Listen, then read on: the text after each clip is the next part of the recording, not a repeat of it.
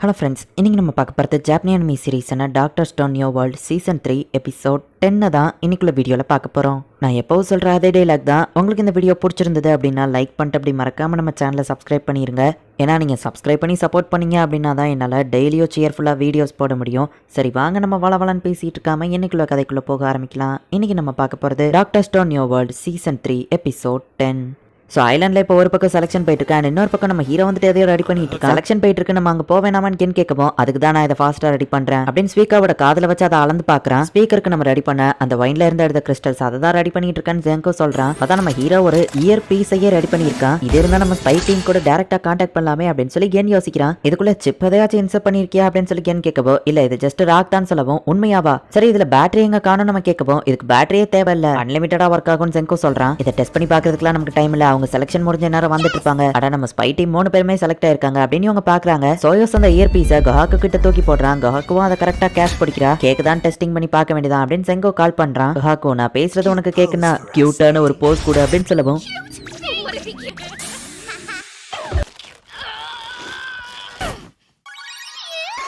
பாபு அது ஒர்க் பண்ணுது சோயஸ் நினைக்கிறான். அது நல்லாவே ஒர்க் பண்ணுது அப்படின்னு செங்கோ சொல்றான். அவனை ஒன்று நேரில் பார்க்கும்போது சும்மா விட மாட்டேன் அப்படின்னு சொல்லி கஹாக்கு டென்ஷன் ஆகிறா. இப்போ அடுத்து நம்ம என்ன பண்றதுன்னு ஸ்பீக்கா கேட்கவும் பெட்ரிஃபிகேஷன் பீம் இப்போதைக்கு அந்த கிரிசாமை கிட்ட தான் இருக்குன்னு நமக்கு தெரிய வந்திருக்கு. அண்ட் அந்த கிரிசாமேவோ ரொம்பவும் ஸ்ட்ராங் தான். ஸோ நம்ம கேர்ஃபுல்லா ப்ளே பண்ணணும். அந்த பீம் ரொம்பவே முக்கியங்கிறதுனால ஈவன் குளிக்கும் போது கூட அவ ரொம்பவே அதை கேர்ஃபுல்லா வச்சிருப்பா. பட் எந்த ஒரு நேரத்தில் அவ கிட்ட அது இருக்காது அப்படின்னு செங்கோ கேட்கவும் அவ ஏர்ல அதை த்ரோ பண்ணும்போது தான் சொல்லுவோம் அப்பதான் நம்ம அதை புடுங்க போறோம் அப்படின்னு செங்கோ சொல்றான். இன்னர் பேலஸ்குள்ள போன அப்புறம் என்ன பண்றதுன்னு ஜீன்ட்ரோ கேட்கவும் வேற என்ன அந்த கிரிசாமைவை அடிச்சு அந்த பெட்ரிஃபிகேஷன் பீம் லைட்டை புடுங்கிற வேண்டியதான் அப்படின்னு கஹாக்கு சொல்றா. அது ரொம்ப டேஞ்சரஸ் அப்படின்னு ஜீன்ட்ரோ பயப்படுறான். நானும் அந்த பிளான் தான் போட்டிருந்தேன். பட் ஜீன்ட்ரோ சொன்ன மாதிரி அது ஒன்றும் அவ்வளோ ஈஸி இல்ல. மாஸ்டர் கிட்ட இருந்து எடுக்க முடியலனாலும் கிரிசாமி கிட்ட இருந்து நம்மளால எடுக்க முடியும் அப்படின்னு அமர்லிஸ் பேசிட்டு போயிட்டு இருக்கும்போது செங்கோ வந்து கஹாக்குவை கான்டாக்ட் பண்றான். அடங்கப்பா தூரத்துல இருந்து எப்படிப்பா இவங்க பேசுறாங்க அப்படின்னு சொல்லி அமர்லிஸ் ஆச்சரியப்படுதா. நீ பேசுறது எங்களுக்கு கேட்காது கஹாக்கு, பட் எங்க இன்ஸ்ட்ரக்ஷனை ஃபாலோ பண்ணு. சயின்ஸ் டீம் ஸ்பை டீம்னு 2 டீமா பிரிஞ்சிருக்கோம். நீங்க உள்ள இருந்து வேலை பாருங்க. கிரிசாமாவை தனியா வர வச்சு அவளை எப்படியாச்சும் டென்ஷன் ஆக்கி அந்த பெட்ரிஃபிகேஷன் பீமை யூஸ் பண்ண வைங்க. அதை காத்துல இருந்து நாங்க அடிச்சிருந்தோம் அப்படின்னு செங்கோ சொல்றான். பேசுறது உங்களுக்கு கேட்காதுன்னு தெரியும், பட் என்னோட பெஸ்ட் ட்ரை பண்ற அப்படின்னு கஹாக்கு சொல்றா. வானத்துல இருந்து அதை எப்படிப்பா நம்ம அடிக்க முடியும் அப்படின்னு கென் கேட்கவும்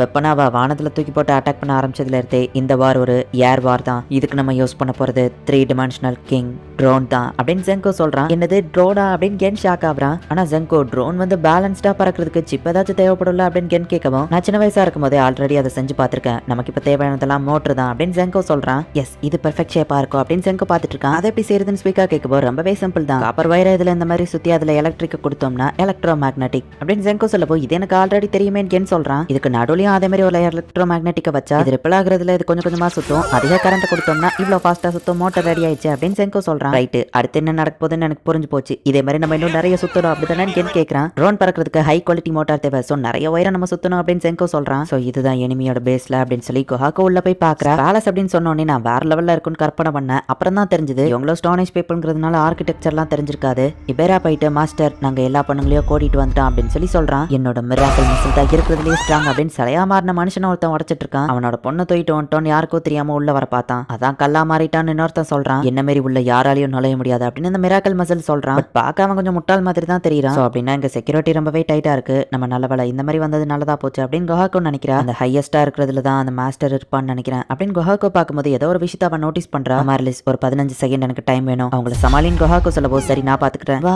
இவ்வளவு அழகான மசில நான் பார்த்ததே இல்லை, இதை டச் பண்ணி பார்க்கலாமா அப்படின்னு சொல்லவோ தாராளமா மிராக்கிள் மசில உனக்காச்சும் பிடிச்சிருக்கே அப்படின்னு நம்ம பாக்குறான். இந்த பொண்ணு ரொம்பவே அழகா இருக்கா அப்படின்னு கூட இருக்கிறவங்க எல்லாம் பாக்குறானுங்க. வா உங்க மசிலும் சூப்பரா இருக்கு, இந்த மாதிரி மசில இருக்கிற ஆம்பளைங்களை நான் பார்த்ததே இல்லை அப்படின்னு பேசுறா. பொண்ணுங்கெல்லாம் எப்படிதான் இதை பண்றாங்களோ தெரியல அப்படின்னு ஜீன்ரா பாக்குறான். நான் நினைச்சது சரியா போச்சு, எங்க வெற்றிக்கான கீ இந்த இடத்துல தான் இருக்கு அப்படின்னு கஹாக்கு பாக்குறா. என்ன பண்ணிட்டு இருக்கீங்க அப்படின்னு கிரிசாமி அந்த இடத்துக்கு வந்துருதா. போச்சு கஹாக்கு அப்படின்னு அமர்லிஸ் யோசிச்சுட்டு இருந்தா. கரெக்டான டைமிங்க்கு கஹாக்கு வந்துருதா. நம்ம வெற்றிக்கான கீயை நான் பார்த்துட்டேன் அப்படின்னு கஹாக்கு சொல்றா. இன்னர் பேலஸ்ல அந்த பொண்ணுங்க ஒர்க் பண்றதுக்கு முன்னாடி அவங்களுக்கு ப்ராப்பரா நடக்க ட்ரைனிங் கொடுக்குறாங்க. இந்த மாஸ்டர் இருக்கிற மரத்துக்கு அடியில தான் அது இருக்கு அப்படின்னு கஹாக்கு சொல்றா. உங்களை டிசிப்ளின் பண்றது தான் என் வேலையை, முதல்ல ஒழுங்கா நடக்க கத்துக்கோ அப்படின்னு ட்ரைனிங் லேடி ஜீன்ட்ரோவை போட்டு அடிக்கிறாங்க. இவங்க செஞ்ச மோட்டர் ஓடுதா அப்படிங்கறத ஒரு சின்ன கார் மாதிரி வச்சு டெஸ்ட் பண்ணி பாக்குறாங்க. அதுவும் சூப்பரா ஓடுது. இது நம்ம கம்யூனிகேஷனுக்கு பயன்படுத்திக்கலாமே அப்படின்னு சொல்லி என்ன ஒரு பிளான போடுறான்.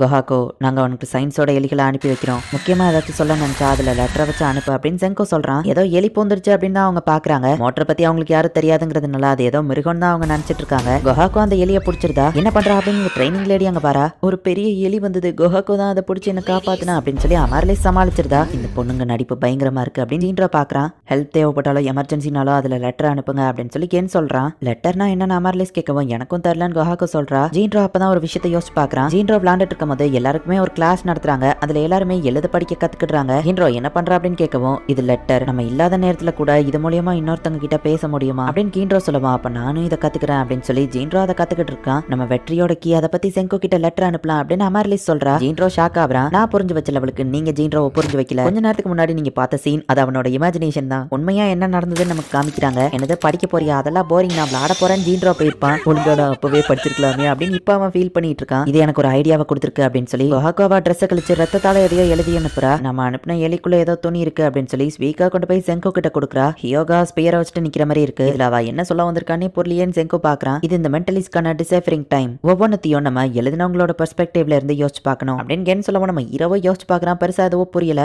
மென்டலிஸ்ட் இதுவும் அவ்வளவுதான், நீயே பாரு அப்படின்னு செங்கோ கொடுக்குறான். ஜீன்ரோ பயந்தாங்குழி, சோ ரத்தத்தை வச்சு அவன் எழுதியிருக்க வாய்ப்பில்ல, சோ கண்டிப்பா இதை குஹாக்கோ தான் எழுதியிருப்பா. சோ குஹாக்கோ பெர்ஸ்பெக்டிவ்ல இருந்தா நம்ம யோசிச்சு பார்க்கணும். இவ்வளவு எமர்ஜென்சியா அவ அனுப்பியிருக்கான்னா கண்டிப்பா நம்மளுக்கு புரியுற மாதிரி சயின்ஸ் விஷயங்களா தான் அவ மென்ஷன் பண்ணி அனுப்பியிருப்பா. ஃபர்ஸ்ட் விஷயத்தை பார்க்கும்போது என்ன தோணுது அப்படின்னு கேன் கேட்கறான். பிளாஸ்டிக் இந்த மாதிரி தான் இருக்கும்னு அவளுக்கு தெரியும், சோ அதை பிளாஸ்டிக்னு அவ மென்ஷன் பண்ணியிருக்கா. ரெண்டாவது ஹியோகா ஸ்பேர் வச்சுட்டு நிக்கிறான், அதுக்கு என்ன அர்த்தம்னு கேட்கவும் அதுக்கு மேல ஒரு ஸ்பிளாஷ் மாதிரி இருக்குது, அது கண்டிப்பா ஏதோ புகையை மென்ஷன் பண்ற மாதிரி இருக்கு, தானா வந்திருக்கா. கடைசியா இருக்கிறது ஒரு இன்ஜின் மாதிரி இருக்கு, பட் இன்ஜின் அவங்களுக்கு கண்டிப்பா தெரிஞ்சிருக்காது, அவங்களுக்கு தெரிஞ்சது நம்ம செஞ்ச ஹீட்டர் தான். சோ எல்லாத்தோட ஃபர்ஸ்ட் வேர்ட்ஸையும் ஜாப்பனீஸ்ல போட்டு பார்த்தா அவங்க நமக்கு கொடுக்கணும்னு நினைச்சிருக்கிற சீக்ரெட் மெசேஜ் அப்படின்னு சொல்லி கேன் சொல்றான். சோ நம்ம ஹீரோக்குமே அப்பதான் லைட்டா புரிய வருது, நம்ம தேடி வந்தது அந்த மரத்துக்கு கீழே தான் இருக்கு, சோயூஸ் ஸ்பேஸ் ஷிப், ஜெங்கோட அப்பாவும் அவங்க டீமை விட்டுட்டு போன அந்த ட்ரெஷர் பாக்ஸ் அப்படின்னு குஹாக்கோ சொல்றா. குஹாக்கோ மென்ஷன் பண்ணிருக்கிற எல்லாத்தோட ஜாப்பனீஸ் ஃபர்ஸ்ட் நேம் ஆட் பண்ணி பார்த்தாங்க அப்படின்னா அதுல எழுதி இருக்கிறது வி ஃபவுண்ட் பிளாட்டினம் அப்படின்னு இருக்கு. எல்லாரையும் ரிவைவ் பண்றதுக்கு தேவையான பிளாட்டினம் கண்டுபிடிச்சிட்டோம் நம்ம மென்ஷன் பண்ணிருக்கா. நம்ம இங்க எதுக்காக வந்தோமோ அதை ஸ்பை டீம் கண்டுபிடிச்சிட்டாங்க, பிளாட்டினம் அது இருந்தா போதும் எல்லாரையும் நம்மளால ரிவைவ் பண்ண முடியும் அப்படின்னு செங்கோ சொல்றான். இந்த இடத்துல இந்த எபிசோட் முடியுது. சோ இன்னர் பேலஸ்னு சொல்லப்படுற அந்த மாஸ்டர் இருக்கிற அந்த மரத்துக்கு கீழே தான் இந்த சோயோ ஸ்பேஸ்ஷிப் குள்ள இருக்கிற எல்லா ட்ரெஷர்ஸும் இருக்கு, அண்ட் அதுக்குள்ள தான் பிளாட்டினமும் இருக்கு. பிளாட்டினம் மட்டும் நம்ம ஹீரோ கையில கிடைச்சிருச்சுன்னா நம்ம ஹீரோவால கல்லா இருக்கிற எல்லாரையுமே ரிவைவ் பண்ணிட முடியும். பட் அதுக்கு முதல்ல இவங்க பிளாட்டினம் எடுக்கணும். எப்படி அதை எடுக்க போறாங்க, என்ன நடக்க போகுது அப்படிங்கறத நெக்ஸ்ட் எபிசோட் பார்த்து தெரிஞ்சுக்கோங்க. அண்ட் உங்களுக்கு இந்த வீடியோ பிடிச்சிருந்தது அப்படின்னா லைக் பண்ணிட்டு அப்படி மறக்காம நம்ம சேனலை சப்ஸ்கிரைப் பண்ணிருங்க. தேங்க்யூ ஃபார் வாட்சிங். பை கைஸ், நெக்ஸ்ட் எபிசோட்ல மீட் பண்ணலாம்.